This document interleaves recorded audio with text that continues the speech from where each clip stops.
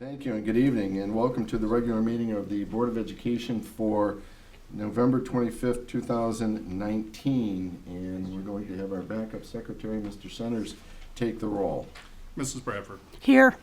Mrs. Burden. Here. Mrs. Frank. Here. Mrs. Jarvis. Here. Mrs. Bonifield is not here. Mr. Centers is here. President Johnson. Here, we do have a quorum. And Mrs. Frank, would you help us with the pledge tonight? Absolutely.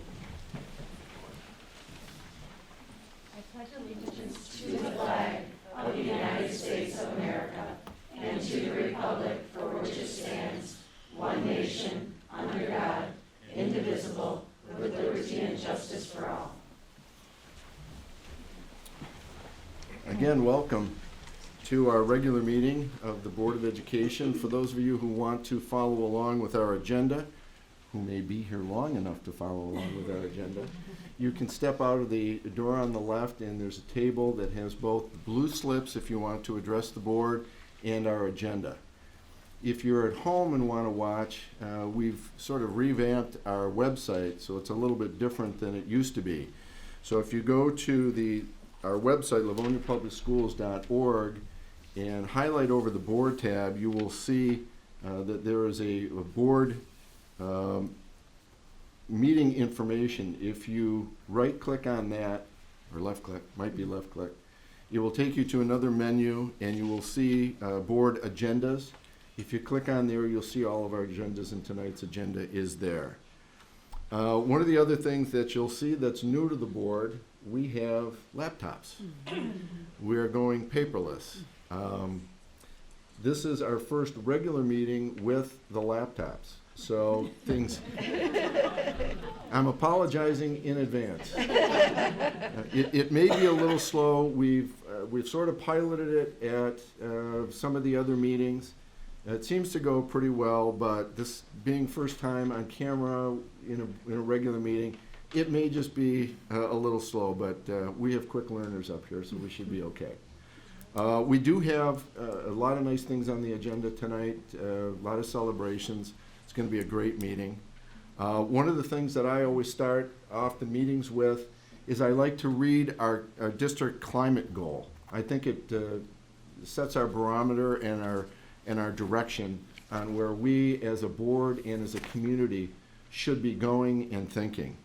And that is, all students will experience a positive, safe, and welcoming environment where both students and adults respect and value one another. Couldn't be clearer, could it? That's what it's all about. Doesn't matter if we have differences in opinions, and we all do, but we need to respect each other's position, and if we have disagreements, talk about it and compromise. This board does not always agree.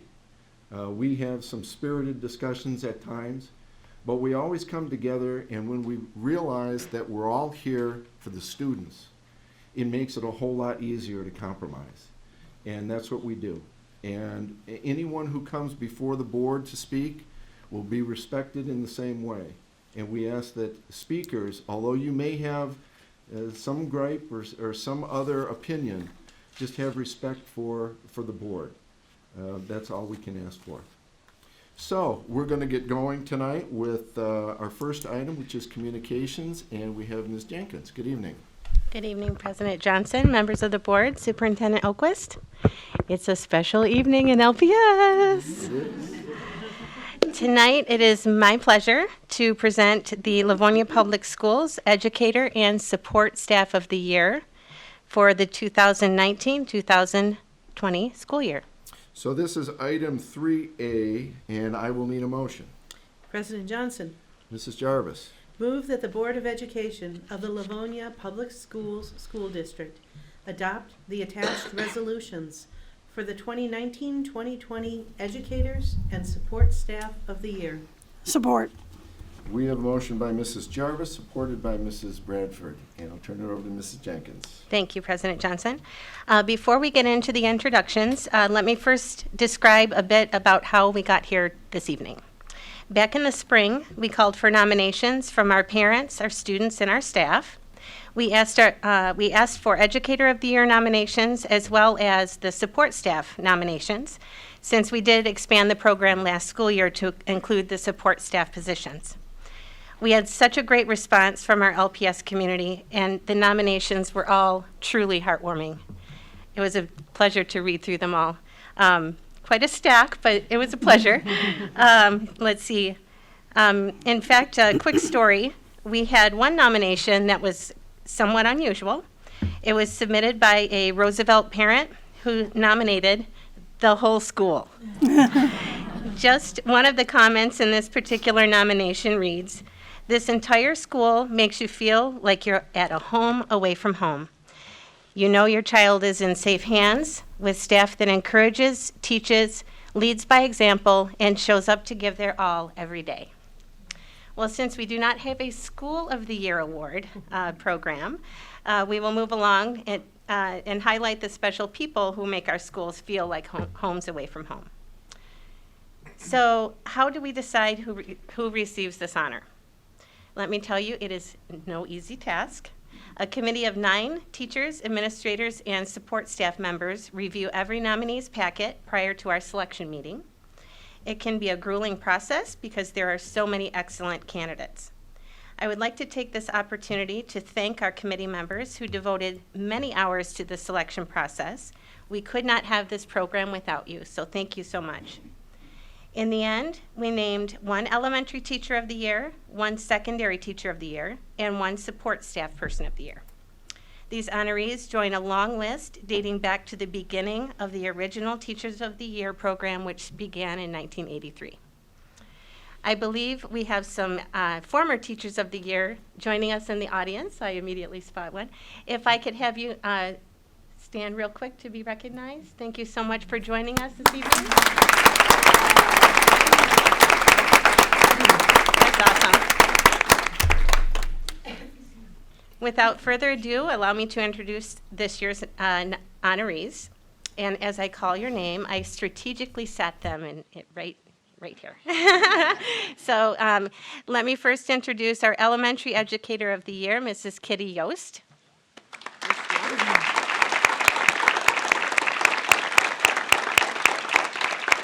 And our Secondary Educator of the Year, Mrs. Christy Antonelli.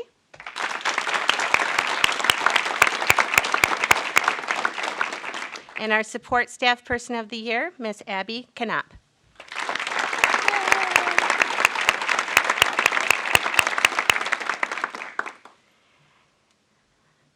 Okay, where am I here? So in my notes I say, you may be seated, but I see that you've already done that. Because listen carefully to all that is in store for our 3 honorees. There is a certain level of celebrity that comes with this distinction. First, I'm happy to serve as their agent for the school year. I'll be booking them at various community events during which they will be honored. Their celebrity status actually began earlier this evening with a special reception held in their honor prior to the board meeting. Thanks, a little quick shout out to Big Big Coffee on 7 Mile for donating the coffee for our reception this evening. Our honorees will also be recognized on the district's website and social media, in the district's dialogue newsletter, by the Livonia Chamber of Commerce at its annual Leadership and Awards ceremony, by the Livonia PTSA Council during its Founders Day event. And tonight we have special tributes from our local elected officials. First I have, and I'm just going to go through all of their goodies here and hand them to them before we call each honoree up to the podium. I think that might be easier. So we have a tribute from the state of Michigan for each of our honorees. And the tributes talk all about their accomplishments, and they're very personalized, signed by State Representative Lori Pohotsky, State Senator Dana Pohanke, Garland Gilchrist, Lieutenant Governor, and Gretchen Whitmer, Governor. So I will just bear with me. Thank you. Yes.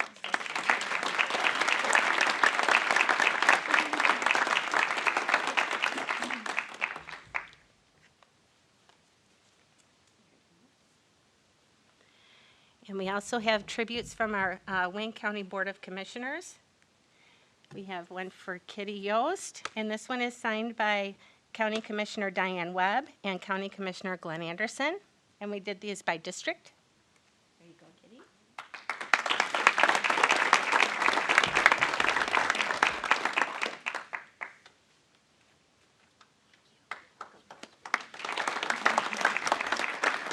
These are absolutely beautiful.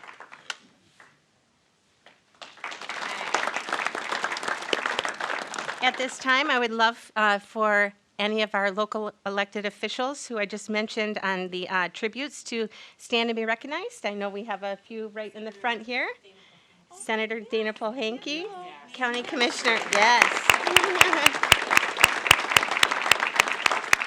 And our county commissioners, Diane Webb and Terry Godfrey-Marecki. Yes. Thank you all for so being much with us for this being here. evening. Okay, and now it is my turn to shower our honorees with gifts. First, each honoree's name has been engraved on the perpetual plaques that hang in our lobby of central office. Next, we have these awesome and quite... Every year I like to take this out and show it, even though it's kind of cumbersome. But these beautiful engraved golden apple plaques, I guess it's a plaque. Gorgeous.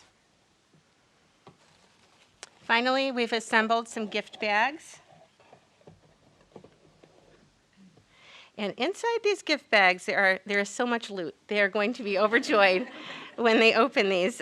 We've got gift certificates from Amazon, Dick's Sporting Goods, Bar Louie, Detroit Tiger tickets, golf passes, rec center passes for the Livonia Rec Center, all donated by Wayne County Commissioner Terry Marecki's office, Livonia Parks and Recreation, Plant Moran Cressa, French Associates, the George Ott Company, NTH and RTA. And a special thank you goes to each and every one of these individuals and organizations for supporting our program tonight. I'm going to distribute the gifts.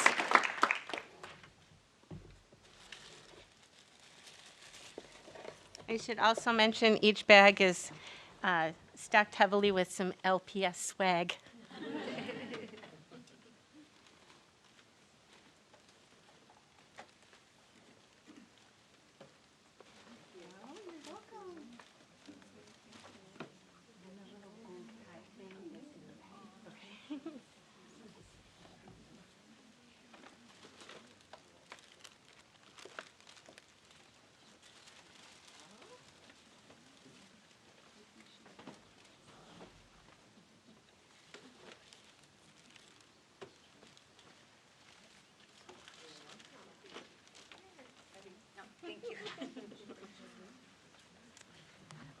Okay, so while they get their loot stashed away, I'd like to tell you a little bit about each honoree, so sit back and enjoy.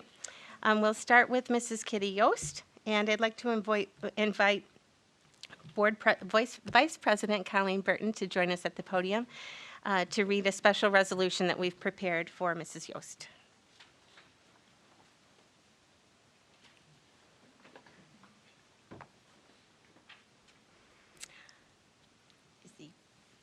Thank you. It is my honor to begin our resolutions of our three teachers and sports staff folks of the year with 1,000 teachers in our district and 2,000 employees of the district. It is truly an honor, and we are so thrilled. As I've mentioned to someone as I walked into the room, I knew your name before I knew your face because I heard it around the district. Okay. So those kids who have been blessed to be in your class have, as in many of our classrooms, but are so blessed to be under your guidance and your care for their whole school year. Livonia Public Schools Board of Education Resolution of November 25th, 2019.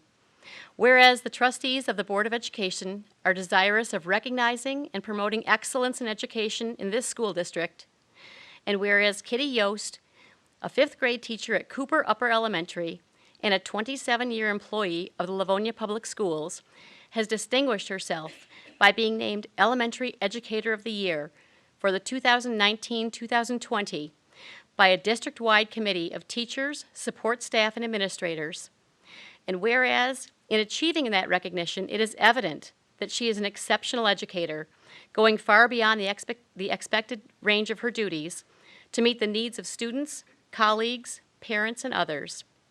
And whereas Kitty believes that all children need to feel supported and cared for before they are ready to do their best learning, and she is willing to go above and beyond to build and maintain relationships with her students while instilling the value of hard work in the classroom and in life.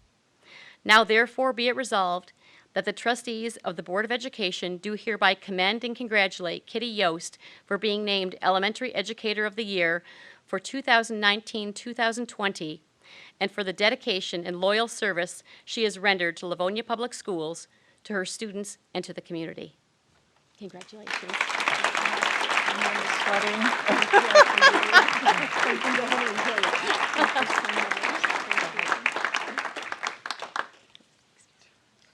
You stay here. I'm going to brag about you a little bit more. Thank you so much, Mrs. Burton. You can't get away. Okay. As was stated in the resolution, Kitty Yost is a fifth grade teacher at Cooper Upper Elementary, where she has been a staple for the past 13 years. 13 of your 27 with the district, correct? 13 years? Yes.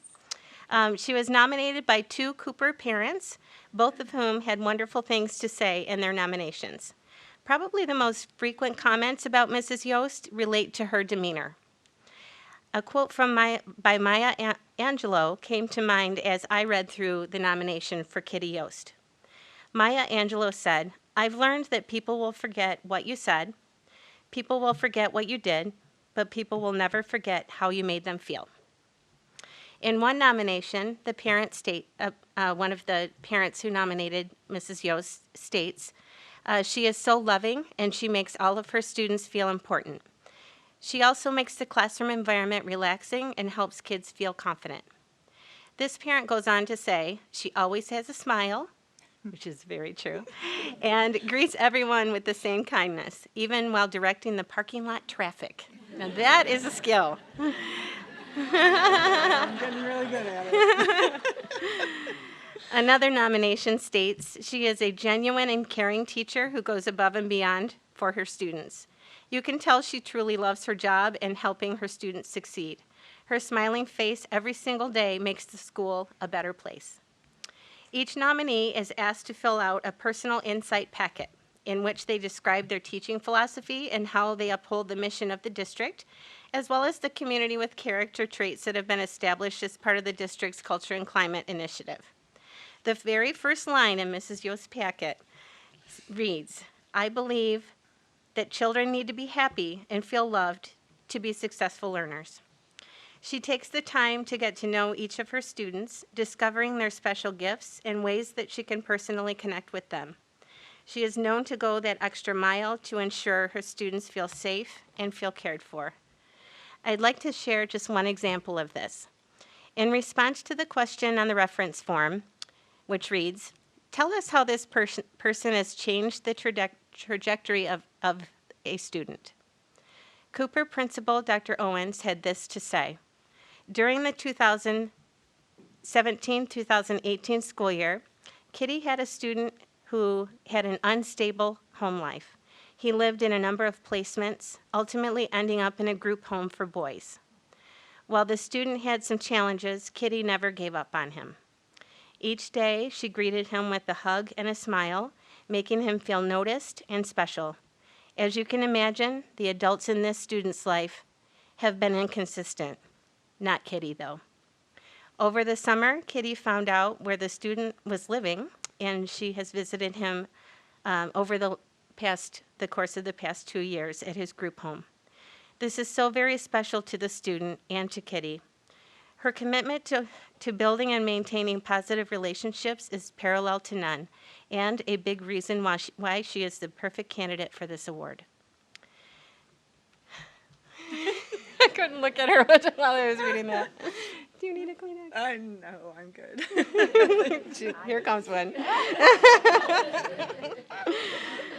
Blubbering up here. I knew that was going to happen. Colleague Julie Juniman said this about this particular situation. When he was drowning, Kitty was his life preserver, and she changed the course of his life forever.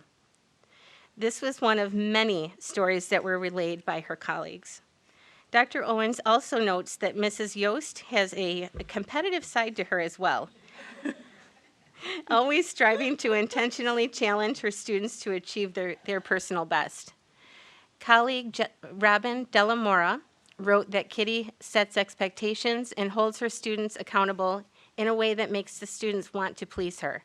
They want to make her proud of their learning, of their progress, and of their kindness toward one another. Robin relayed the story about a shy child who was not socially connected and how Mrs. Yost helped him find his voice through writing. He did not yet know that he had a gift for writing. She put him in the famous author chair in her classroom and encouraged him until that confidence began to show. This student went on to win writing awards in middle school, and while in high school, he connected with others through music and through Quiz Bowl, and is now a thriving college student. Oh, she knows just who it is. Robin had also had this to say. Her influence has been priceless. She educated him, she challenged him, she inspired him to be his best self, and she continues to express interest in his well-being and in his educational journey. And these were just a few ways in which Mrs. Yost, and I quote, works her magic. And with that, we'll allow Mrs. Yost to say a few words.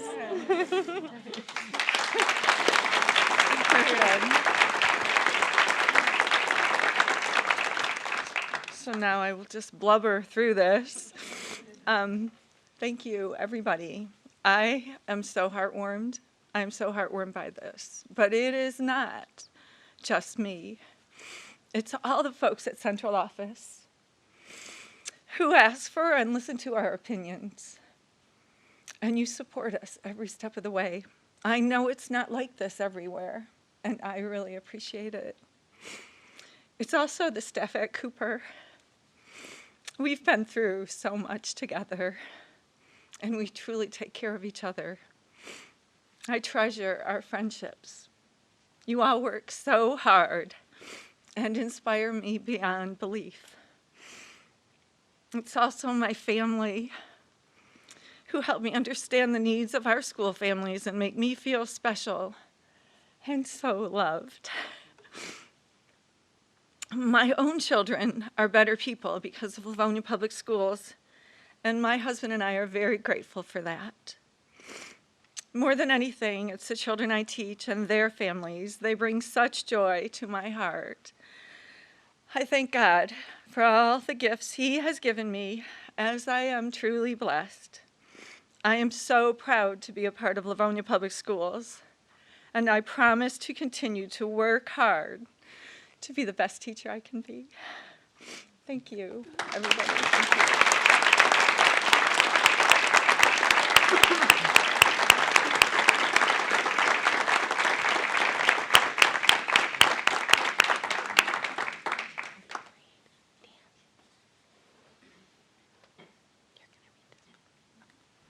Thank you. Thank you.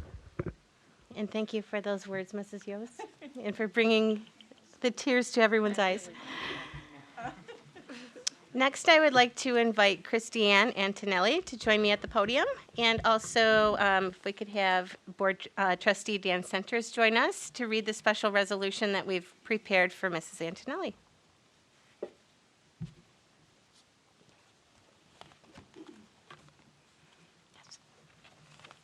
There you are. Whereas the trustees of the Board of Education are desirous of recognizing and promoting excellence in the classroom in the school district, and whereas Christine Antonelli, a business and marketing teacher at Stevenson High School and a 20-year employee of Livonia Public Schools, has distinguished herself by being named Secondary Educator of the Year for the 2019-2020 school year by a district-wide committee of teachers, support staff, and administrators. And whereas, in achieving that recognition, it is evident that she is an exceptional educator, going far beyond the expected range of her duties to meet the needs of students, colleagues, parents, and others. Whereas Christine has showed a great, deep dedication to educating her students and supporting her students' growth, both academically and by instilling and modeling the soft skills and interpersonal skills they will need to be successful after completing their education in Livonia Public Schools. Now, therefore, be it resolved that the trustees of the Board of Education do hereby commend and congratulate Christine Antonelli for being named Secondary Educator of the Year for the 2019-2020 school year and for the dedication and loyal service she has rendered to Livonia Public Schools, her students, and the community.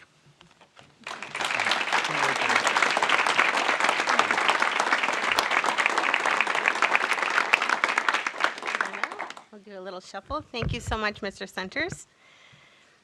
Hello. As stated in the resolution, Christy Antonelli is a business and marketing teacher at Stevenson High School, a position she has held for 20 years. She was nominated by a parent who, in the nomination, states that Mrs. Antonelli is professional, supportive, encouraging, kind, thoughtful, and a teacher who models positive behavior and encourages active participation by students. Mrs. Antonelli not only teaches business and marketing, she is also the advisor for Stevenson's 70-member DECA student chapter. DECA is a global organization that prepares high school and college students in areas of marketing, finance, hospitality, business management with a focus on building leaders and entrepreneurs in those fields. Christy also serves on the Michigan DECA Advisory Board, which votes on policy and procedure for the Michigan DECA delegation. Prior to beginning her teaching career, she worked in retail management for 10 years. From that experience, she is able to inspire her students to explore potential careers from a real-world perspective. She said one of the best parts of her job is opening her students' eyes to the possibilities of their own futures and helping them to achieve their goals. In doing so, she not only teaches her students about marketing a business, she teaches and models those interpersonal and communication skills that will serve them well throughout their lives. Personal respect is one essential element in her classroom. She believes that all students need to feel safe and comfortable in the classroom in order to learn.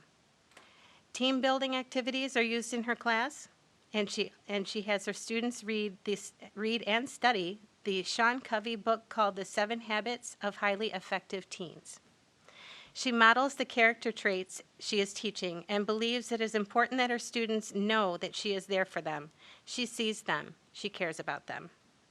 Just one example cited in her nomination packet, Mrs. Antonelli recently helped a student who had experienced a change in her family dynamics.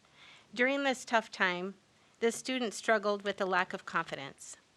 Mrs. Antonelli was there for the student as a shoulder to lean on, and by working to gather the appropriate resources for the student.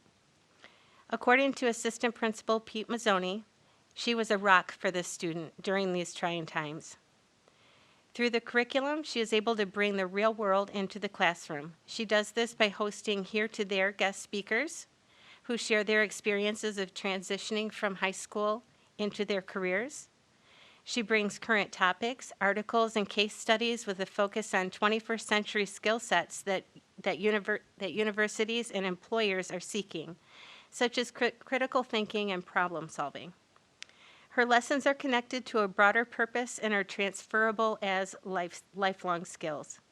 Her students are able to see the relevance in the classroom activity and how it can translate to life after high school.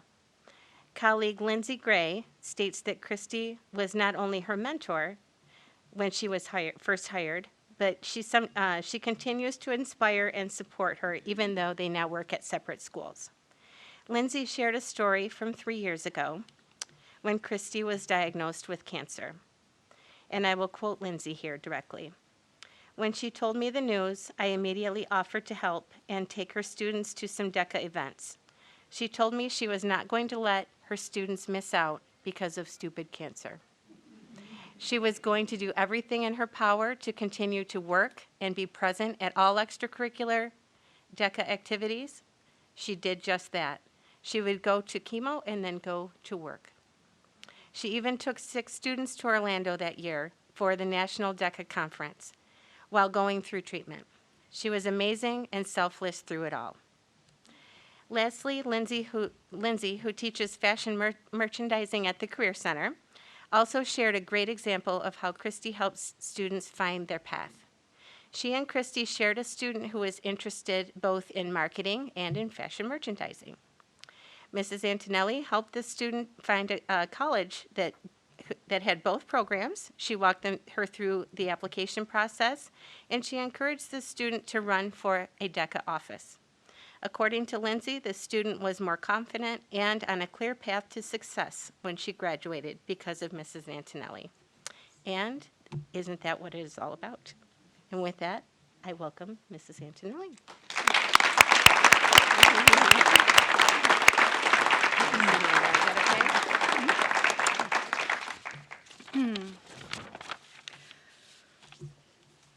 25 years ago, I decided to make a change.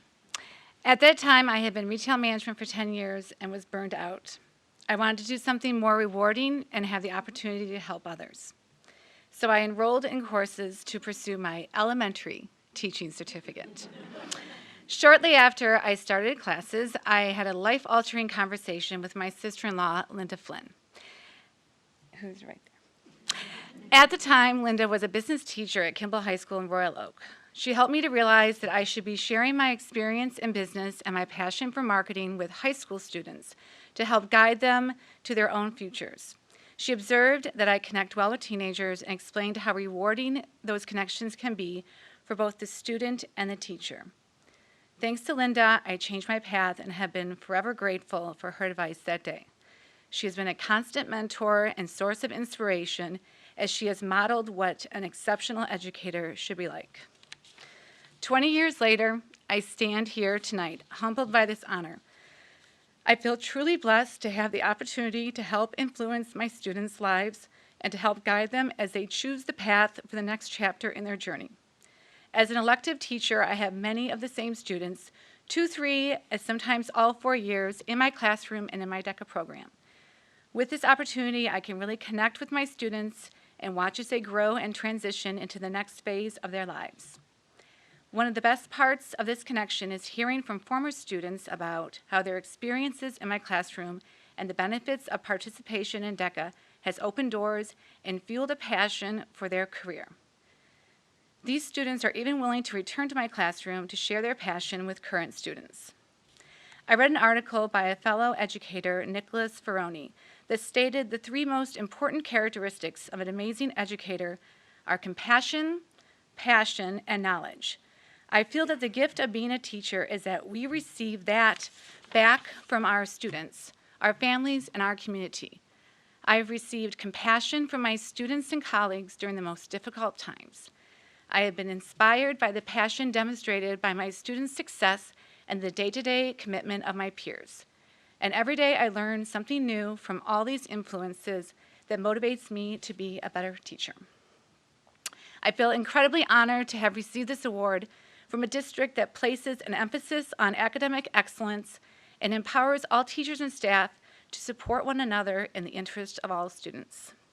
I would like to thank Christina Setlock for my nomination and for raising an amazing child that has been a pleasure to teach. Also, thank you to Pete Mazzoni, Nico Scarcella, and Lindsay Gray for taking the time to provide some input about me to the committee. And finally, to the committee for my selection. Thank you so much.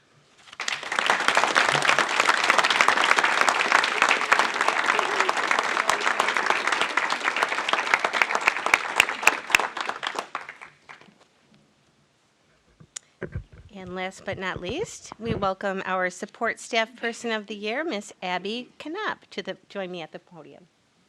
Come on up, Abby.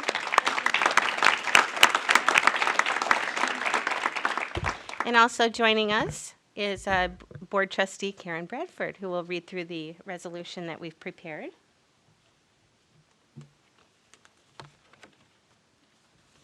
Here you are. Thank you. I know it's like This is one of my favorite days of the year, but it's especially great today because I get to honor Abby Knopp here, and she and her family are good family friends of ours. So we've grown up together. Abby grew up in the gym.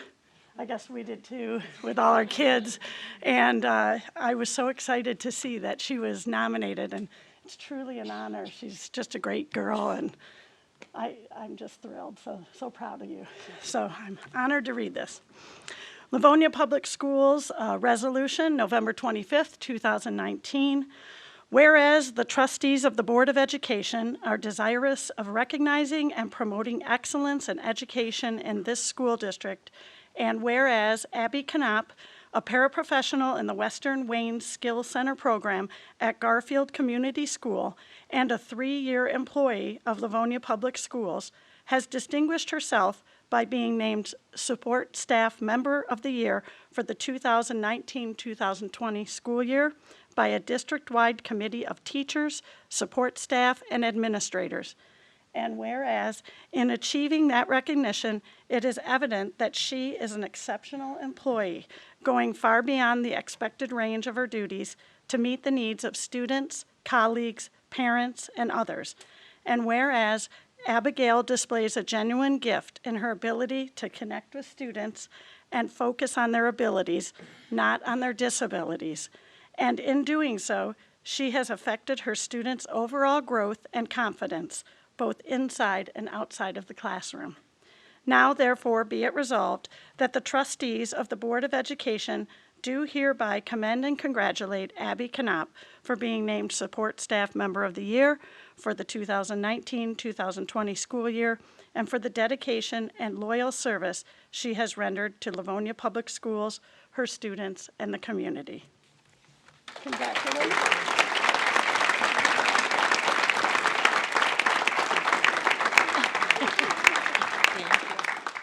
Oh, here, you can add that. Thank you. I love all the special connections. Okay, hi Abby. Hi. Going to do a little bragging about you here.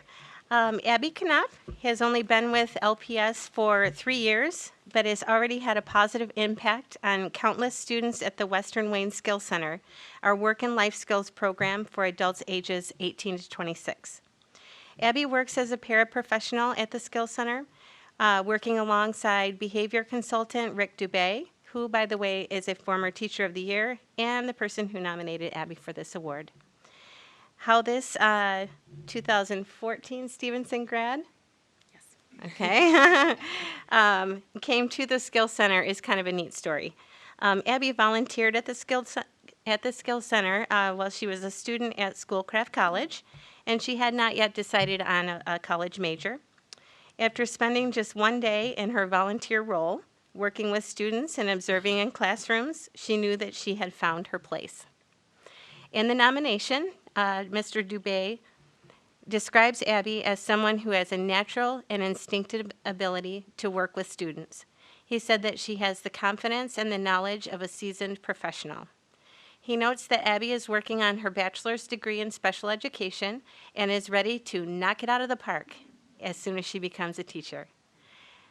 But in the meantime, she serves as a source of support not only for students, but also for the staff members with whom she collaborates.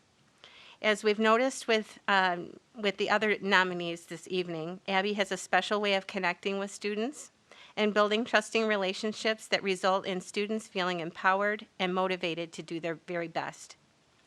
Just one of the many roles she has at the Skills Center is that of a student mentor.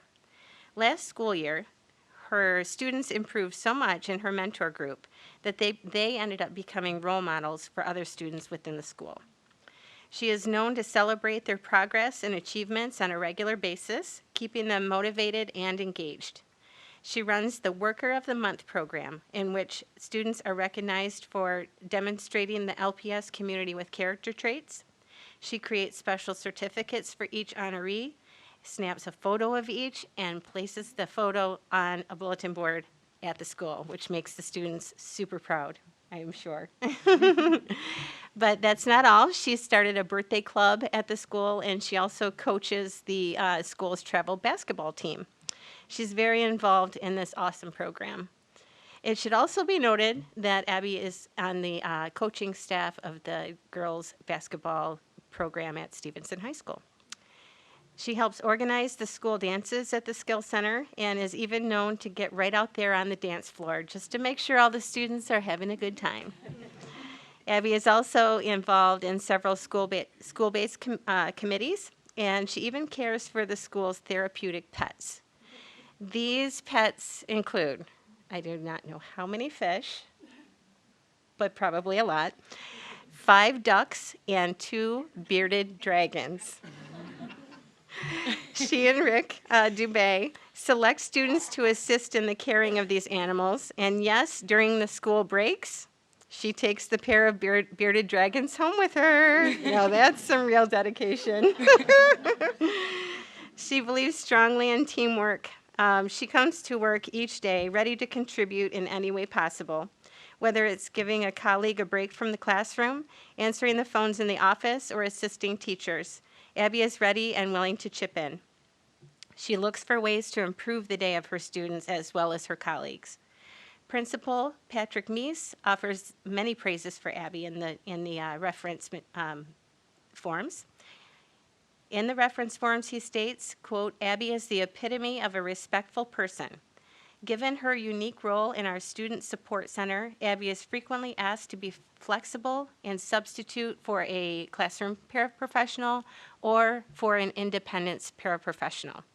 Abby's flexibility and can-do attitude is remarkable. He goes on to say that Abby is well respected amongst her peers and the teaching staff and administration at the Skill Center. He said Abby is tremendously dedicated to her work, and this is reflected in everything she says and does. As part of her role in the Student Support Center, Abby is available throughout the day if students need to stop in for a positive boost, an encouraging word, or just a quick hug. According to Mr. Dubé, on average, they would see about 5 students per day in the SSC last school year, but by the end of the last school year, they were averaging 25 students per day. Most of whom just wanted to stop by, check in with Abby, and let her know how their day was going. She's known for offering positive praise and incentives for the students to do their best. As perfectly stated by Mr. Dubé, and I quote, you know someone is good at relationship building when she assigns a consequence to a student and that student promises to improve their behavior in order to gain Abby's approval. She is creative in finding ways to reach students who may be experiencing some difficulty. Just one example Abby relayed in her packet pertains to a student who was having trouble staying in class. She worked with this student and discovered that he was unhappy with himself because he wasn't feeling very physically fit.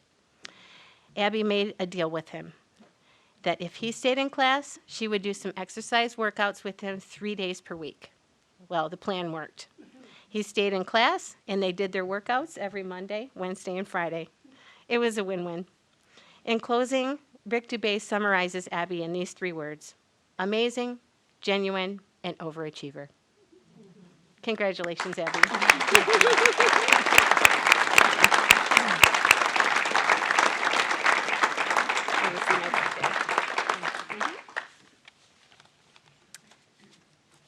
As Stacy kind of said, my first time at the Western Maine Skill Center, I was just 19 years old.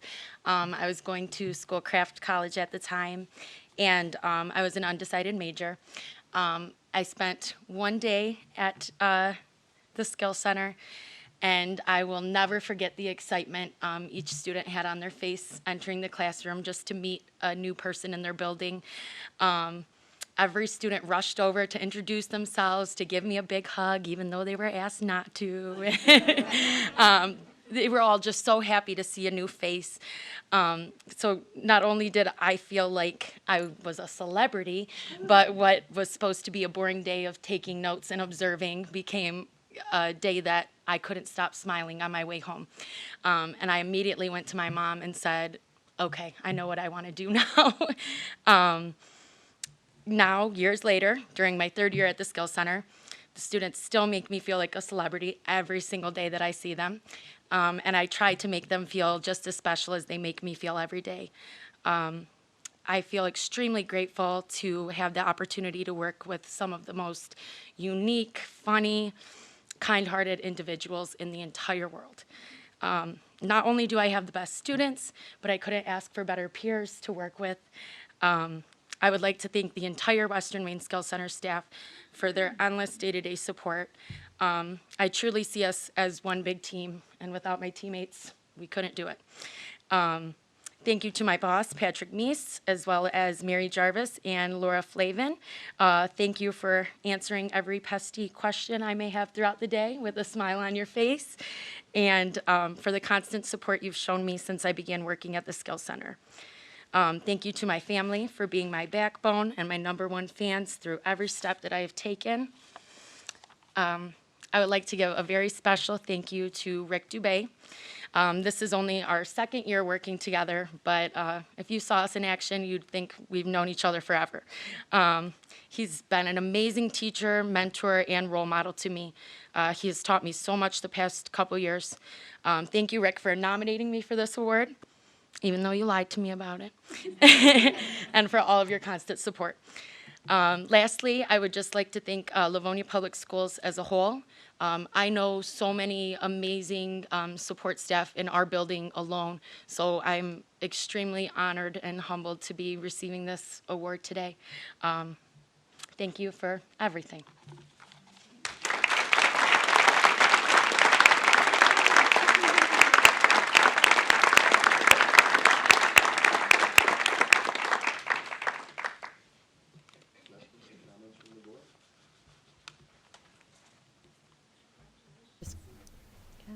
Wow was right. Mrs. Burton. I've been honored to be able to raise all 3 of our children going through Livonia Public Schools. And as I mentioned at the very beginning with Kitty Yost's comments, it is such a privilege to be a parent in this district and to have so many teachers, many who have come before you and who are your colleagues now. But we are thrilled so much to honor you 3 tonight as some of our teachers and our support staff who spend really almost as much time with our children as we do in a given day. But thank you so much for being the blessings that you have been to our children on a daily basis.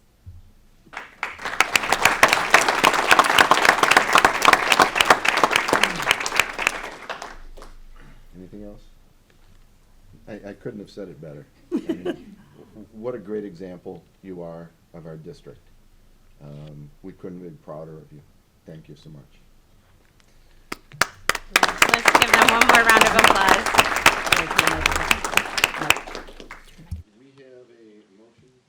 We have a motion by Mrs. Jarvis, supported by Mrs. Bradford. Mr. Centers, would you take the roll, please? Yes. Mrs. Jarvis. Yes. Mrs. Bradford. Yes. Mrs. Burden. Yes. Mrs. Frank. Yes. Mr. Centers says yes. President Johnson. Yes, that motion carries. Thank you again.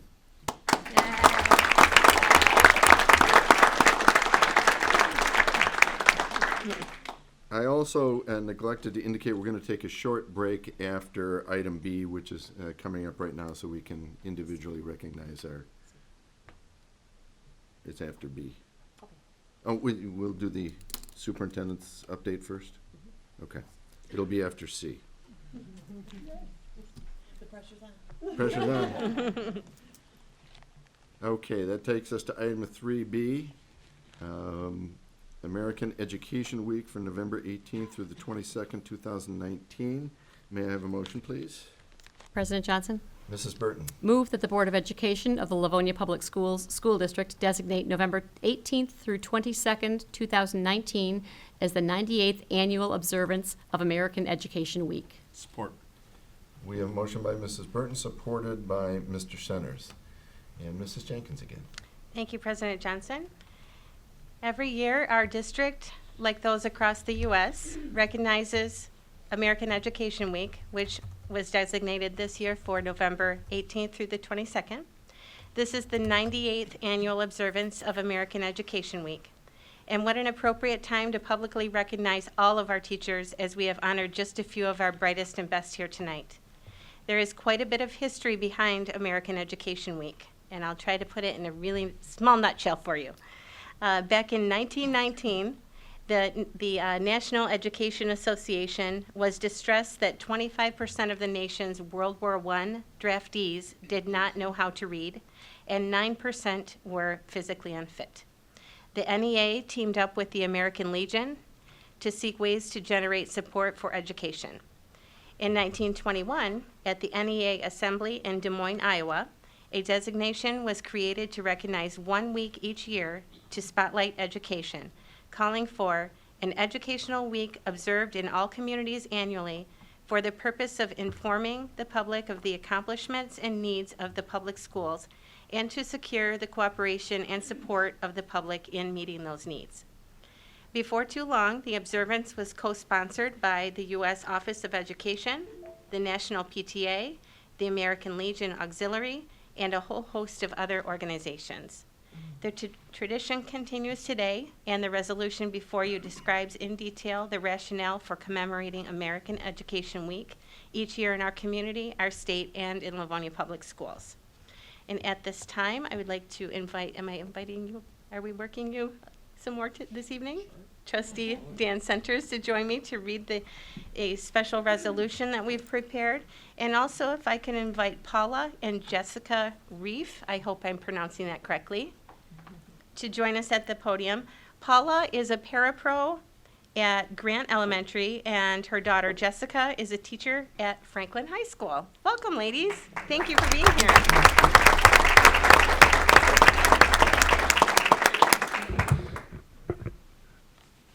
Whereas public schools are the backbone of our democracy, providing young people with the tools they need to maintain our nation's precious values of freedom, civility, and equality. And whereas by equipping young Americans with both practical skills and broader intellectual abilities, schools give them hope for and access to a productive future.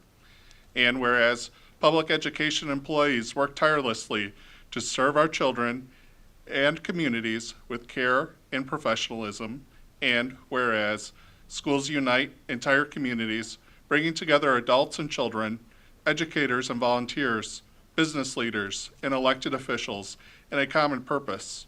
Now, therefore, be it resolved that the trustees of the Board of Education of the Livonia Public Schools Schools District do hereby proclaim November 18th through 22nd, 2019, as the 98th annual observance of American Education Week, and urge all citizens to make a commitment to public education and to the future of our children.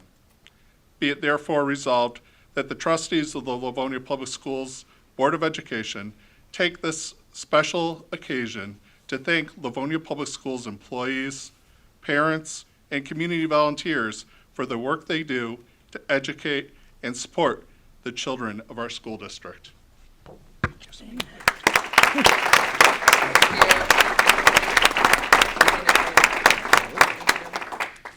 Thank you, Superintendent Oquest, President Johnson, and members of the school board. My mother and I stand here illustrating the strong role public education plays in Michigan. Mom's role as a paraprofessional in Livonia schools prompted two daughters to pursue rewarding careers as special education teachers, myself in Livonia and my sister in Dearborn. The commitment to public education lives on in our family. Thank you. Thank you.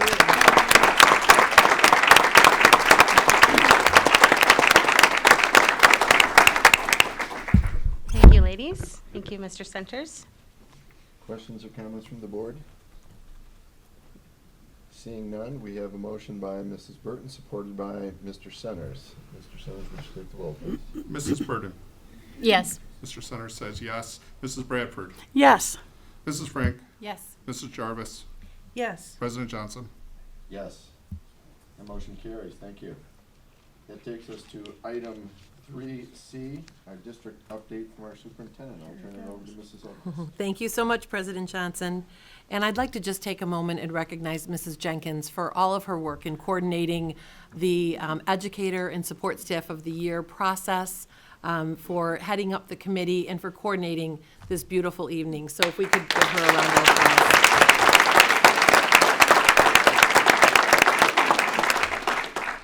And congratulations to each of our deserving honorees. We are so proud that you are part of our Livonia Public Schools family, and you embody everything that is good about who we are. Thank you. So we have some other great news. There's a lot to be proud of in Livonia Public Schools, and we have some things to share this evening. And we are going to put a few pictures up on the screen to share some good news as well. So we had the 63rd Annual Michigan Mathematics Prize Competition. It is quite an annual event that challenges our students, and I am pleased to share updates from this year. We had 59 students of the hundreds of students who took the exam qualified for Part 2, which they will take on December 4th. We had 54 students from Churchill, 2 from Franklin, and 3 from Stevenson. They scored among the top 1,000 students from across Michigan who took Part 1. And Churchill Jr., you have heard his name before, Yajvan Ravan, answered all of the questions correctly, the only student in Michigan to do so.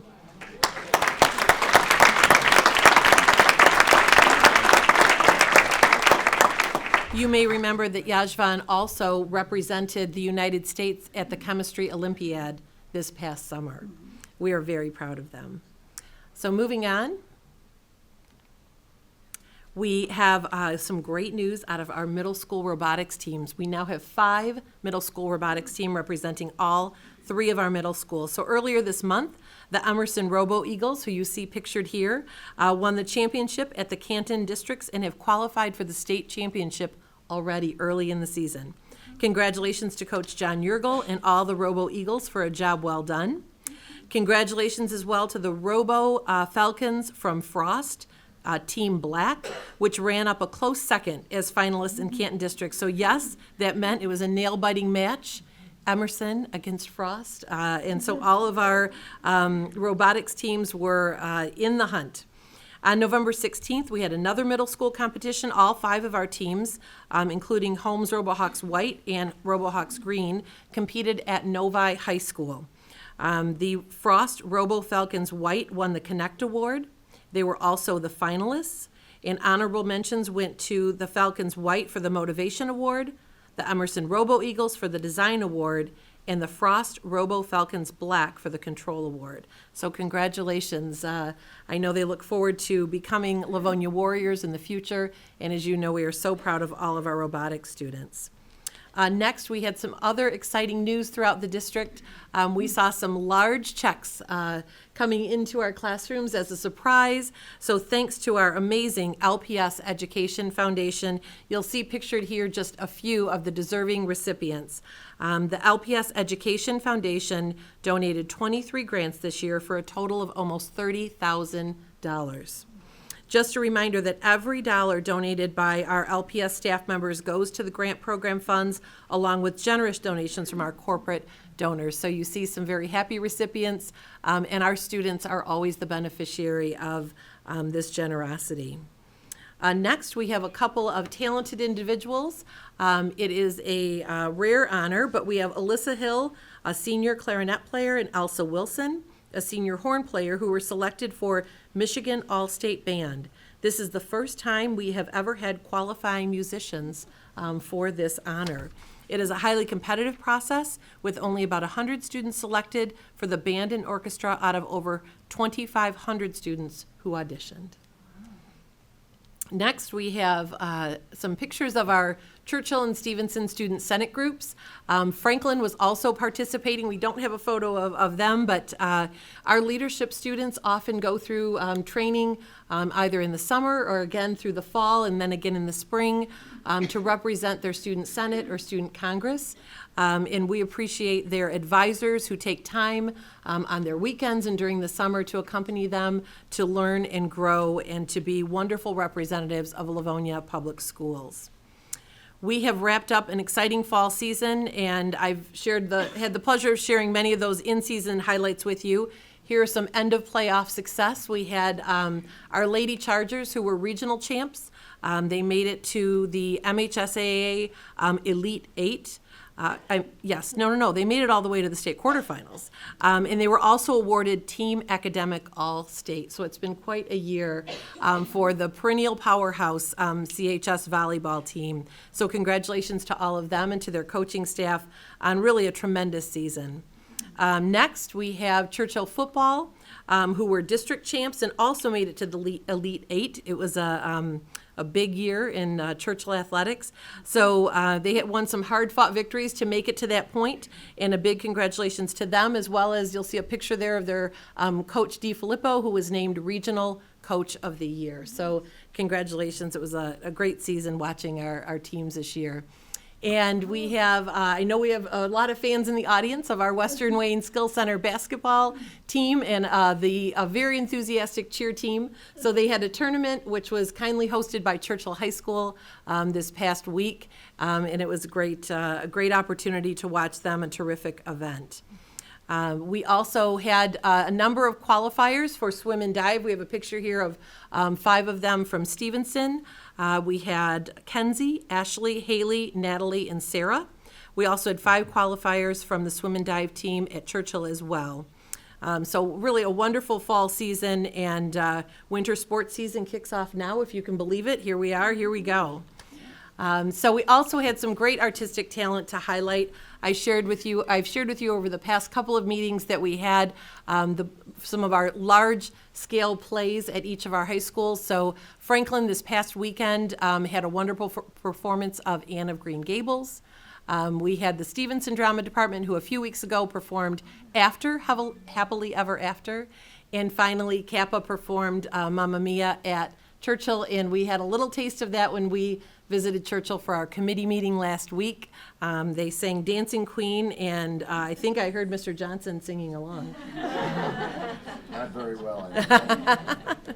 Last week, also, we had the LCTC Culinary Arts students prepared an amazing Thanksgiving buffet. The students from LCTC represent all of our high schools, and they provided a wonderful lunch service, food preparation at the Patriot Inn. If you have an opportunity to enjoy one of those holiday buffets, you should really take the opportunity to do so. So that was congratulations to all of them. We are so proud of their efforts. Next, you'll see the Fall Festival that recently took place at Niji-Iro Elementary, and I think we see a familiar face from the table with the beans and chopsticks game.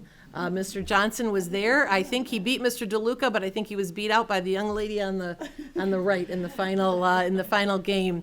It's a really remarkable festival. I know many of us have had the pleasure to attend, and the students enjoy very many traditional Japanese games as part of that fall festival. And we are so fortunate to have, I believe, over 60 parent volunteers who help put on that event, along with the hardworking staff there. We were pleased to have one of our state representatives here tonight, Senator Polhanke, with us.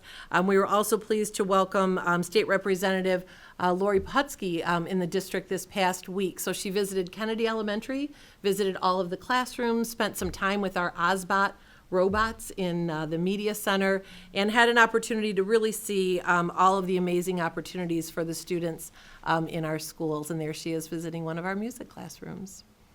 And today we had a chance to visit the Stevenson National Honor Society. They did their annual service event called Fleece and Thank You. And the students were creating over 100, and I believe the total now is 175 blankets. And they will go to Children's Hospital, and little videos were made along from the folks who made the blankets, shared a short video message to the patient in the hospital who will be receiving their blanket. And then the patient will have an opportunity to make a video back for them. But this annual event is something that the Stevenson National Honor Society has participated with for many years, and actually I believe inspired the Holmes Junior National Honor Society to have their own Fleece and Thank You event this year as well. Just wanted to mention just another couple little things. We often get families asking, or community members asking, how they can donate to the District Clothing Depot. So our Livonia PTSA Council has coordinated a clothing depot for families in need for many years. It's now housed at Franklin, and it's proudly staffed by the students in our Franklin Transition Program. Well, they are in need of a number of items, so from pajamas to clothing to undergarments and other things for students and young adults. And so we're going to have some information up on our website as well as Franklin's website, because oftentimes we've had a full complement of goods, but we're running a little low, and so we would appreciate any donations so that we can continue to help families in need. I think those are all of the highlights I wanted to share this evening. President Johnson, again, so much to be proud of in our district, starting with each and every one of our almost 2,000 staff on behalf of the over 14,000 students we serve. Thank you. Thank you, Mrs. Oquist. I would point out that with the chopsticks, I cheated and still couldn't win. You gave it a good effort. I did. Thank you. All right, so we are down to completed with item 3C, so we're going to take about a 10-minute break, and we will be back. Thank you.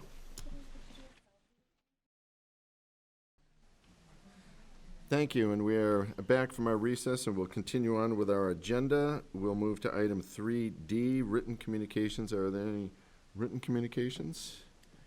I don't see any, so we will move to item 3E, audience communication. This is the point, and I do have 2 blue slips. This is the point in our meeting where the board gets to listen to community members who would like to address the board. Just a couple of things to keep in mind, that the board has 3 roles. One is policy, one is to hire and evaluate our superintendent, and the third is to set our financial goals to align with our budget. So if you have questions and want a response, if it's relating to any of those 3 areas, then the response will come from the board. Any other items, which we call our day-to-day items, those responses would come from our administration. We also have a time limit of 3 minutes per speaker, and Mrs. Burton will be keeping the time on her phone, and there'll be a little tone when you get to the 3 minutes, and I'll just ask you to wrap up. So as I indicated, I have 2 blue slips. The first is from Fran Gullickson. Good evening. You're on. Come on up. Come up to our podium and. I hate to put a wet blanket on this half night. Oh, The enthusiasm, I love the enthusiasm of the educators, dedicated educators, you can't beat it. My name is Frank Alexon. I'm a Livonia resident and a sub-teacher. I have spent 50 years plus teaching, subbing, or volunteering in public schools, and have established an impeccable record for working with all students, especially those with learning and emotional difficulties. On Friday, October 25th, I received an email from EduStaff informing me that I had been accused of tugging on the top of a child's head while I was subbing in music at Hayes Elementary School. This never happened. I would never harm a child that was entrusted to me. I was barred from entering that school again or contacting the school or board about this incident. Since I thought we all had a wonderful time in music, I was shocked beyond belief. Oh, is that all? Here we go. Shocked beyond belief with this accusation. However, the greater shock was the deafening silence that came from the principal of that school and this board. As I did nothing to hurt this child, I was compelled to defend myself to EduStaff. A week later, Mr. Raymond called saying he read my response and agreed that I had a right to be heard and would like to have a meeting with me. I'm still waiting to hear the outcome of that meeting. I might add that Mr. Raymond spoke to my 3rd grade accuser, and I could tell that her story had changed dramatically. This indicates to me that she was making this story up as she went along. I am convinced that had I not sent that email to EduStaff, this matter would have been swept under the rug, leaving me hanging with no chance to defend myself or face my accuser. Bullying is wrong. I'm being bullied by an 8-year-old, the principal of Hayes, and the board. I was accused, tried, and convicted without one word from my defense. After a long career of teaching and protecting children, I am now branded with a black mark on an impeccable record. Who gives an 8-year-old this much power? Does a professional teacher have no credibility? I realize that all accusations must be taken seriously. However, in all my experience, I have never made a judgment call without first hearing the other side of the story as soon as possible. I would think you'd want to do the same. After all these years, it took moving to Livonia to make me aware of my vulnerability as a substitute and volunteer. This is a scary thought, as false accusations have ruined many lives. The classroom was my second home, to which I can never return. I did nothing wrong, yet nobody seems to care.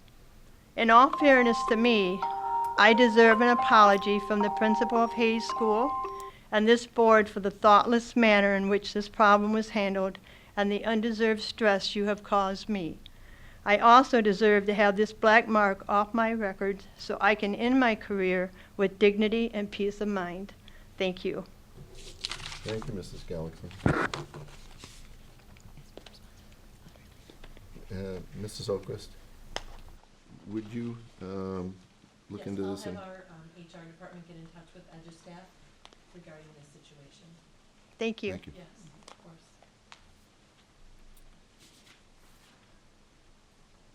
And the other blue slip is Carol Marcus.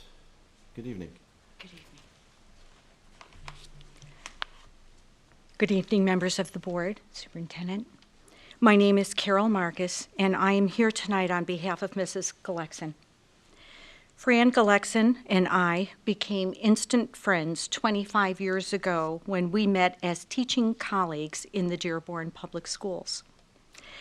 Because we know each other very well, Fran confided in me the day that she was falsely accused at Hayes Elementary, and I too was stymied at the handling of this situation. She was being shut out without a word from her second home. If any one of you has ever been falsely accused of anything, then you may have an idea of how she feels. I would surmise that you too would attempt to confront your accuser, set the record straight, and clear your name. That is why we are here tonight. It saddens me to think that a wonderful, caring teacher such as Fran Gulexon, who took such a personal interest in each of her students over the years, will not continue to use her incredible gifts in the classroom. This is a great loss for all. Children will make up stories again. So how will it be handled next time? Will anyone take the time to listen? Will both sides be taken into account? As things stand now, the third grader's word gets 100% credence, and the teacher gets 0. Then why are the teachers called the professionals?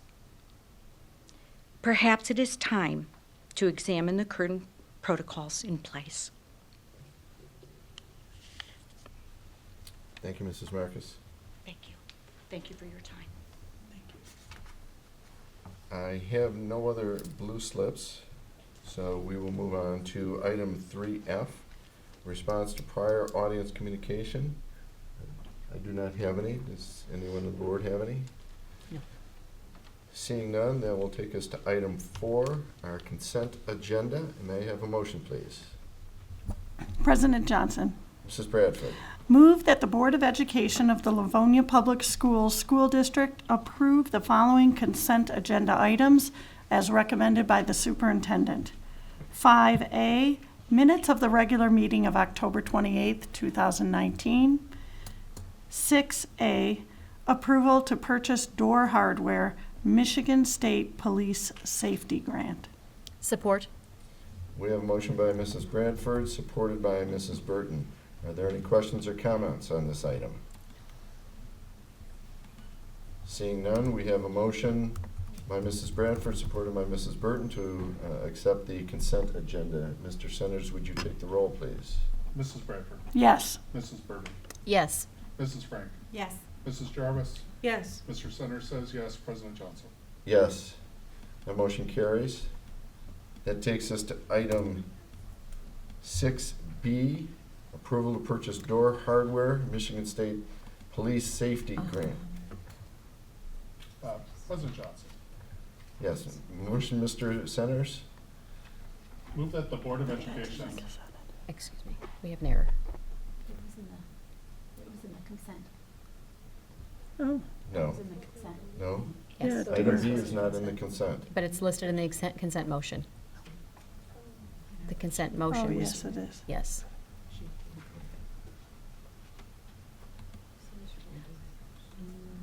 What we really, It's not listed in my consent Yeah. motion. right here. Oh, yes, it is. Yeah. It's, Okay. yes, it's mislabeled. Yeah. The door hardware, it should It be. should be the lease. The It did lease. not. Mhm. Okay. What we can do is vote on the consent agenda, the minutes, and then vote in each one of these separately if you'd like. We will need to either add the approval of the lease renewal to the consent agenda and then re-vote, or we would need to, you do have the motion for the approval of the lease renewal, and you could address that as a separate topic, item 6A. Okay. If you'd like to do that, and then Mrs. Smith can still cover the information regarding the door hardware, but I would suggest that we go back to item 6A, which on the Okay. agenda is marked as part of consent, but not as part of the motion that was read. And we'll do that as a separate motion? Yes. Correct. All right. So that would be, I can read that if you'd like. if you tab down to that item, All right, 6A so- has its own 6A. motion. This will be 6A. Okay, 6A, approval of lease renewal, Lifechurch of Livonia. I do need a motion. President Johnson. Mrs. Bradford? Move that the Board of Education of the Livonia Public Schools School District approve the lease agreement with Lifechurch of Livonia effective November 1st, 2019 through June 30th, 2020 for a total amount of $12,840. Support. We have a motion by Mrs. Bradford, supported by Mr. Centers, for the approval of lease renewal, Lifechurch of Livonia. Mrs. Smith, can you I sure can. address that for us? I'd be happy to. As far as the lease goes, Lifechurch has been a leasee at Riley Upper Elementary School, and their needs have changed, and they're now looking to, with the board's approval, lease space out at Holmes Middle School, which will better meet their needs. So that's the lease renewal before the board tonight. Also, regarding the door hardware, we, as a district, sought out a safety grant made possible through the Michigan State Police, and were awarded that grant. We did our first round of purchases for these new thumb locks back in June, and now with the board's approval, we'll make a second round of purchases for additional buildings and classroom doors that have been identified as needing replacement. Thank you, Mrs. Smith. Any questions or comments on item 6A, the lease renewal? Mrs. President Burton. Johnson, just for clarification matter, we have already approved the minutes and the door safety latches, and even though we're now just hearing about them, which is fine, I mean, we've discussed them at least 2 prior meetings, but just for a matter of clarification, we have already approved the minutes and the door safety, and we will now be voting on the lease. Correct. Okay, thank you. Yes. Yeah. Any other questions or comments on the lease? Just one other comment. Mrs. Burton. And again, as we discussed in prior meetings, this is a prorated lease for just a portion of the year, not the That is complete year. correct. Okay, from November through June. Okay, That's thank you. Any other questions or comments? Seeing none, we have a motion by Mrs. Bradford, supported by Mr. Centers, to approve the lease renewal for Lifechurch of Livonia. Mr. Centers, would you take the roll, please? Mrs. Bradford? Yes.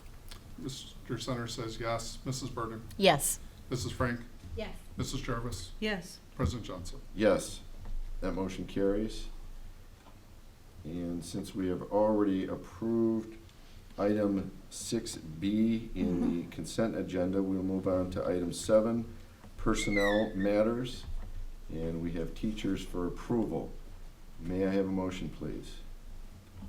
President Johnson. Mrs. Jarvis. Move that the Board of Education of the Livonia Public Schools School District accept the recommendation of the superintendent and offer employment for the 2019-20 school year to the teachers listed on the attached document. Support. We have a motion by Mrs. Jarvis, supported by Mrs. Frank. And Mr. Archibald is going to help us with this. Yes, thank you, Mr. Johnson. These individuals were interviewed along with other applicants for vacancies that existed in our instructional program. We believe the individuals listed are the most qualified for these positions and recommend that these individuals be approved for employment. Both positions are accounted for in the 2019-2020 budget. Thank you, Mr. Archibald. Any questions or comments from the board? Seeing none, we have a motion by Mrs. Jarvis, supported by Mrs. Frank, for the approval of teachers. Mr. Centers, would you take the roll, please? Mrs. Jarvis. Yes. Mrs. Frank. Yes. Mrs. Bradford. Yes. Mrs. Burden. Yes. Mr. Centers says yes. President Johnson. Yes. Motion carries. Thank you. That takes us to item 7B, teachers for tenure. May I have a motion, please? President Johnson. Mrs. Frank. Move that the Board of Education of Livonia Public Schools School District accept the recommendation of the superintendent and acknowledge the tenure status has been granted to the following teachers effective on the respective date. Amanda Belzick, do I need to repeat it or keep going? Amanda Belzick, October 30th, 2019. Heather Brubaker, August 29th, 2019. Carrie Parnell, November 15th, 2019. Support. We have a motion by Mrs. Frank, supported by Mrs. Jarvis. And Mr. Arch. Mrs. Burton. President Johnson, I'm making notice that I'm going to be abstaining from this motion because a member of my extended family is on that list. Thank you, Mrs. Burton. Mr. Archibald. Thank you again, Mr. Johnson. The requirements to earn tenure include years of service and satisfactory performance as reflected on multiple annual year-end evaluations. We ask that the board acknowledge that tenure has been obtained by the teachers listed. Thank you, Mr. Archibald. Any questions or comments from the board? Seeing none, we have a motion by Mrs. Frank, supported by Mrs. Jarvis, to approve the granting of tenure status to the specified teachers. Mr. Centers, would you take the roll, please? Mrs. Frank. Yes. Mrs. Jarvis. Yes. Mrs. Bradford. Yes. Mrs. Burden. Abstain. Mr. Centers says yes. President Johnson. Yes, that motion does carry. That takes us to item 7C, which is resignations. This does not require a motion and is for board information only. And that will take us to item 7D, resolutions of appreciations for employees who are retiring. May I have a motion, please? President Johnson. Mrs. Bradford. Move that the Board of Education of the Livonia Public Schools School District adopt the attached resolutions of appreciation for the services rendered by Marianne Ingram, Eileen Walsh. Support. We have a motion by Mrs. Bradford, supported by Mr. Centers. Mr. Archibald. Yes, tonight we bring before you the names of 2 employees who will be retiring. These individuals retire with a combined 45 years of experience with Livonia Public Schools. I would like to offer both of them my sincere congratulations and ask that the board adopt the attached resolutions of appreciation and recognition of their years of dedicated service to the students of Livonia Public Schools. Thank you, Mr. Archibald. Any questions or comments from the board? Great, congratulations. Yes. Congratulations to all. Therefore, we have a motion by Mrs. Bradford, supported by Mr. Centers, to adopt resolutions of appreciations for employees who are retiring. Mr. Centers, would you take the roll, please? Mrs. Bradford. Yes. Mr. Centers says yes. Mrs. Burden. Yes. Mrs. Frank. Yes. Mrs. Jarvis. Yes. President Johnson. Yes. Motion carries. That takes us to item 7E, sympathy resolution. May I have a motion, please? President Johnson. Mrs. Jarvis. Move that the Board of Education of the Livonia Public Schools School District adopt the attached sympathy resolution for the family of Sally Erickson. Support. We have a motion by Mrs. Jarvis, supported by Mrs. Bradford. Mr. Archibald. Yes, thank you. If I may, Mr. Johnson, I'd like to read the resolution. Whereas the Board of Education was deeply saddened to hear of the untimely death of Sally Erickson, and whereas she was a valued staff member in Livonia Public Schools School District as an elementary teacher at Tyler Elementary and Cooper Upper Elementary, and whereas she consistently demonstrated her outstanding dedication, care, and commitment to students, parents, and colleagues, and whereas Sally Erickson will always be remembered with great fondness and with a profound sense of gratitude for the immeasurable contributions she made to our school district, now therefore be it resolved that the Board of Education of Livonia Public Schools School District offers its deepest sympathy to family, friends, and colleagues of Sally Erickson. Signed, Tammy Bonifield, Board of Education. Thank you, Mr. Archibald. Questions or comments from the board? Mrs. Oquist. Thank you, President Johnson. I just want to take a moment and acknowledge what a tremendous individual Sally Erickson was, and what a gifted, caring, and dedicated teacher she was. Our sincere sympathies go out to her husband, Dale, her daughter, Paige, and her son, Jay. And she has made an indelible impact, not only at Cooper, but as we saw during her short illness, but what a profound impact she made on so many students. And so we saw tributes to her from not only current families and students, but those that had moved through Livonia Public Schools, places where she had taught previously, and so many colleagues, so many students, and so many families have been blessed to know Sally and to be touched by what a caring educator she was. So she will be missed greatly in Livonia Public Schools. Thank you, Mrs. Oquist. Any other comments from the board?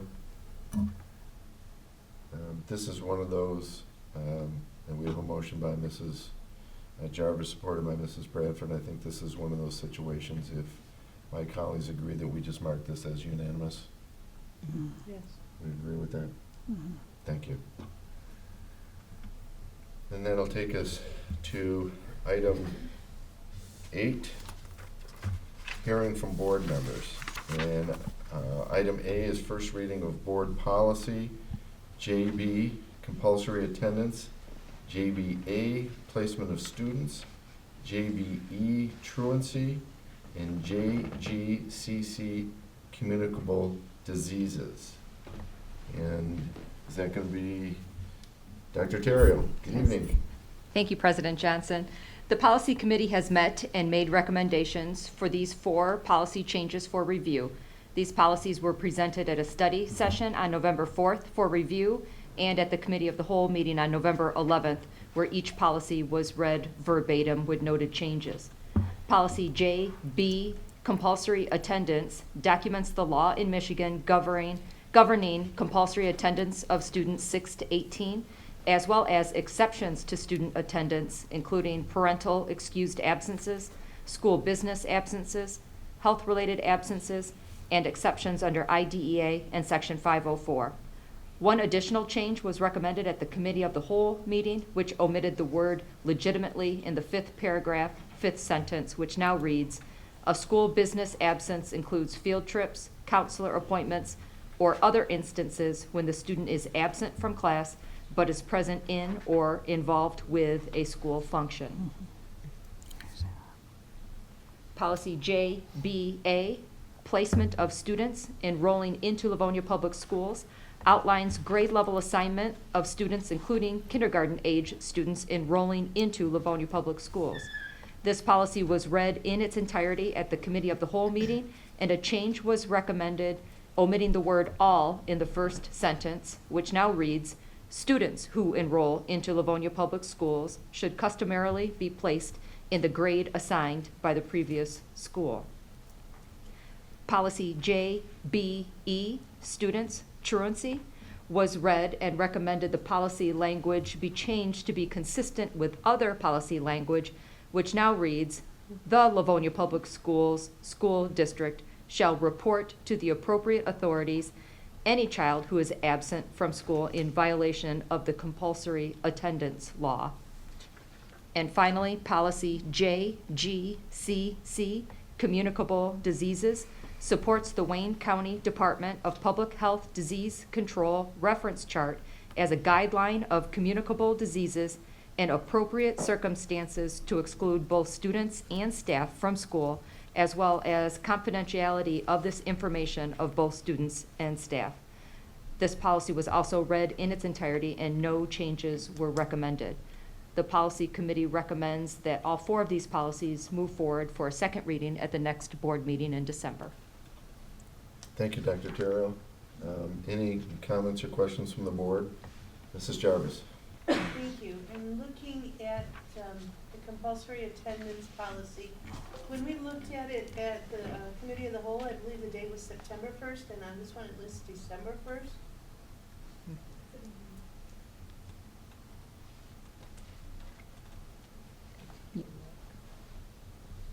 Right here. You are correct. That should read September 1st in the third paragraph, first sentence.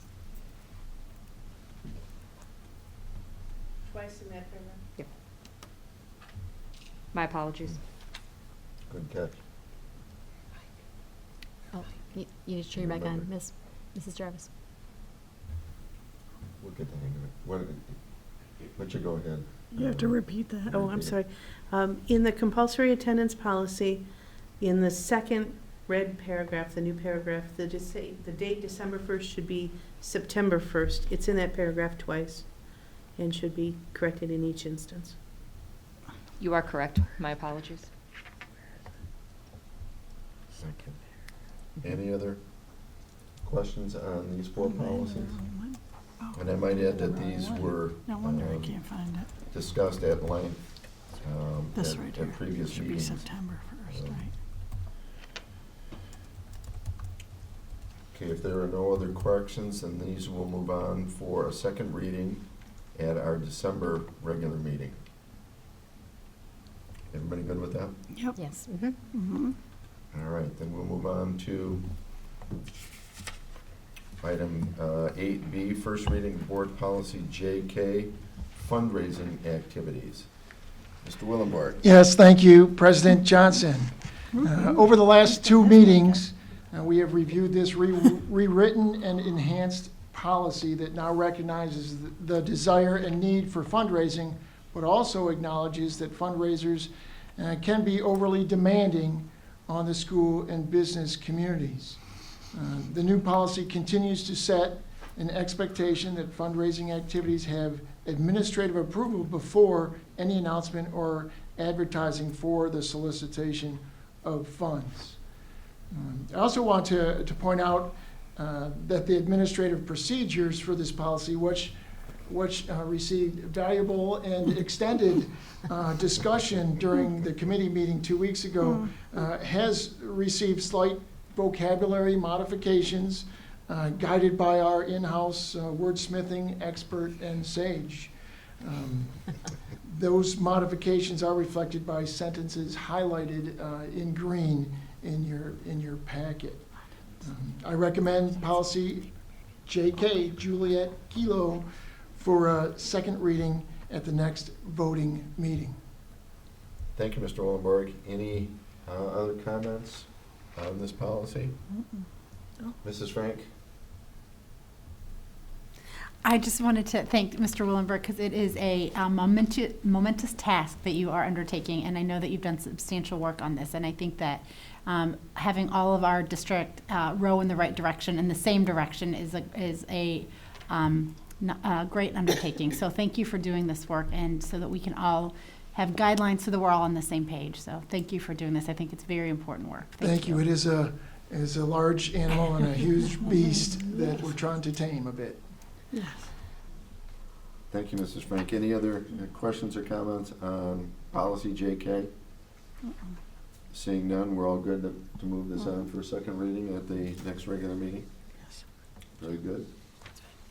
That'll take us then to item 8C, first reading of board policy BCBK, executive, close sessions.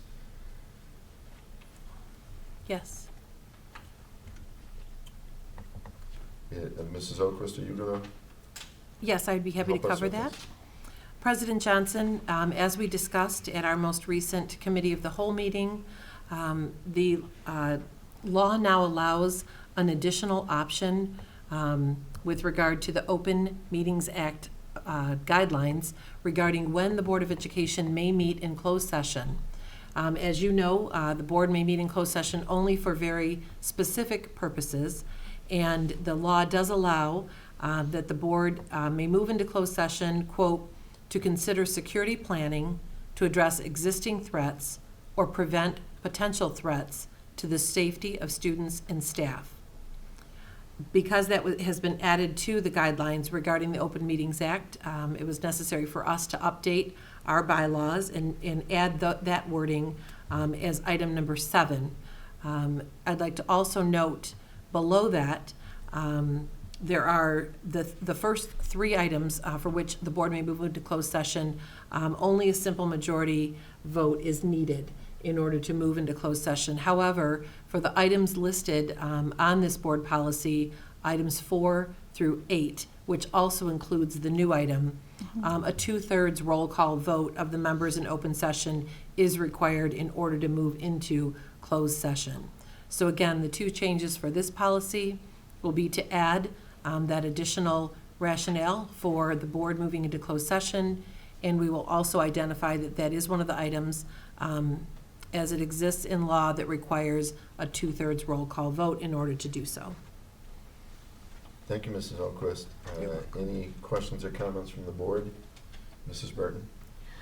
Thank you, President Johnson. Frequently, this board has expressed frustration with our legislators or the legislative process or the outcome of that. This is not that case. This is a case where I would like to thank our legislators.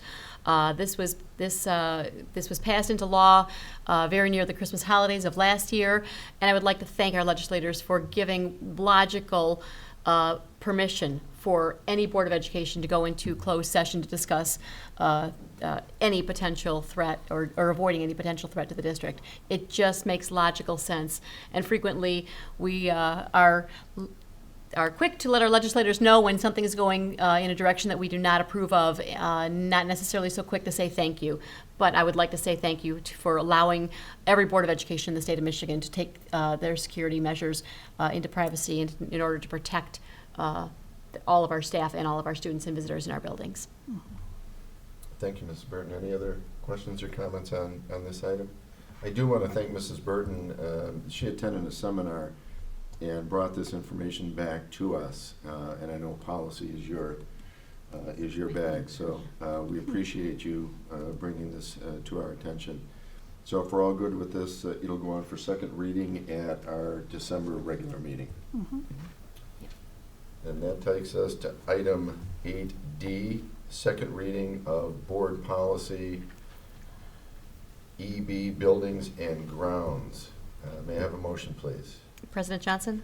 Mrs. Burton. Move that the Board of Education of the Livonia Public Schools School District accept the recommendation of the Policy Committee and adopt board policy language per the attached document for Board Policy EB, Building and Grounds. Support. We have a motion by Mrs. Burton, supported by Mrs. Bradford. And Mrs. Smith is going to help us with this. Thank you, President Johnson. As you know, we've discussed this board policy both at a study session, committee meeting, and also had a first reading at our last month's regular meeting. But for the benefit of the community, I'll read through the new policy as adopted by the board this evening. It shall be the responsibility of the superintendent or the superintendent's designee to oversee the maintenance of district-owned buildings and grounds. The condition and maintenance of school facilities and grounds is the responsibility of the school custodial staff with support from the district's maintenance and operations departments under the direction of the school's principal and the operations administrator. All regular practices to maintain schools in appropriate condition shall be in accordance with district practices and procedures. Upon request, the superintendent or the superintendent's designee shall provide the Board of Education with information as to the general condition of the district's buildings and grounds. Inventories of capital assets shall be maintained to protect the school district in the event of losses from fire, theft, or any other causes. All district-owned assets shall be utilized for the maximum benefit of district operations. Thank you, Mrs. Smith. Any questions or comments from the board? Seeing none, we have a motion by Mrs. Burton, supported by Mrs. Bradford, to adopt the second reading of Board Policy EB, Buildings and Grounds. Mr. Centers, would you take the roll, please? Mrs. Burden. Yes. Mrs. Bradford. Yes. Mrs. Frank. Yes. Mrs. Jarvis. Yes. Mr. Centers says yes. President Johnson. Yes. That motion carries. That takes us to item 8E, second reading and adoption of Board Policy EBB, Safety Protocol. And again, Mrs. Smith. Thank you, President We need a Johnson. motion. Oh, I need a motion. I have a motion, please. President Johnson. Mr. Centers. Move that the Board of Education. You're fine. This is my Thank you. Move that the Board of Education of the Livonia Public Schools School District accept the recommendation of the Policy Committee and adopt board policy language for the attached document for Board Policy EBB Safety Protocol. Support. We have a motion by Mr. Centers, supported by Mrs. Jarvis. Now, Mrs. Smith. Thank you, President Johnson. And again, this board policy has been discussed at both a study session and a committee meeting, and it had its first reading at last month's regular board meeting. So tonight would be the second reading for this policy, and again, for the benefit of the community, I'll read through it. I do want to make note on this version, I see 2 words striked through that I believe the intent was to remove those 2 words from the policy, so I'll read that without, and those are found in the 3rd paragraph. I'm sorry for not seeing that earlier. The administration shall attempt to prevent accidents from occurring by taking reasonable precautions to protect the safety of all students, employees, visitors, and others present on district property or at school-sponsored events. It is the responsibility of the administrative staff to assure the safety of children while under the supervision of school district employees.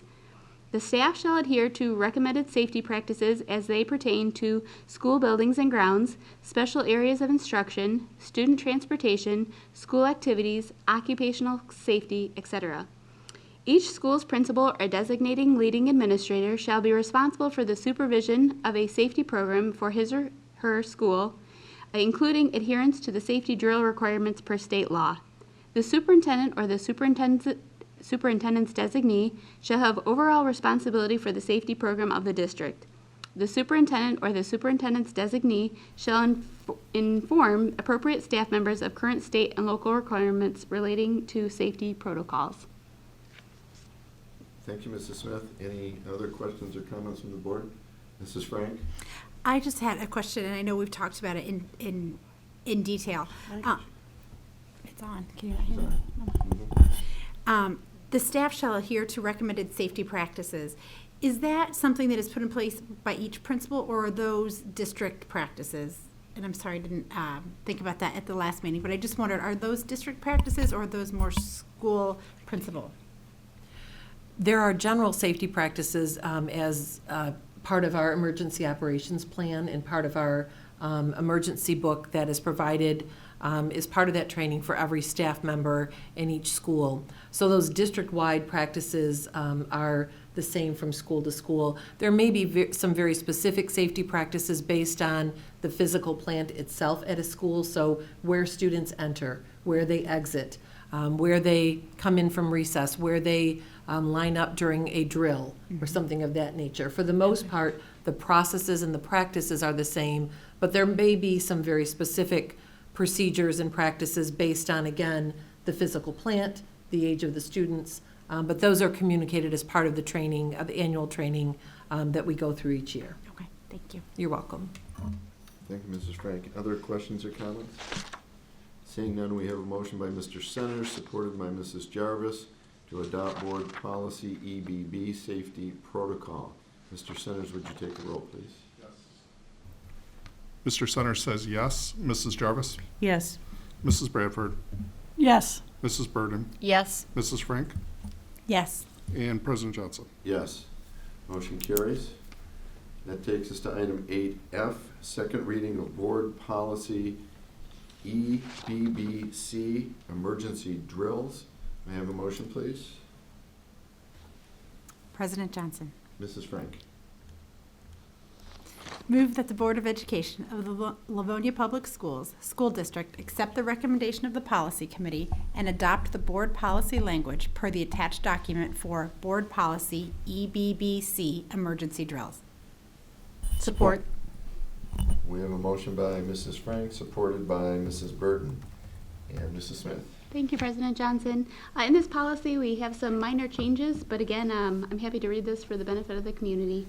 The superintendent or the superintendent's designee shall develop and implement, in cooperation with appropriate local agencies, any drills, plans, or other arrangements to meet such emergencies as fires, tornadoes, lockdowns, or other such events, natural or man-made, which require special measures for protecting the safety and welfare of students and staff in accordance with law.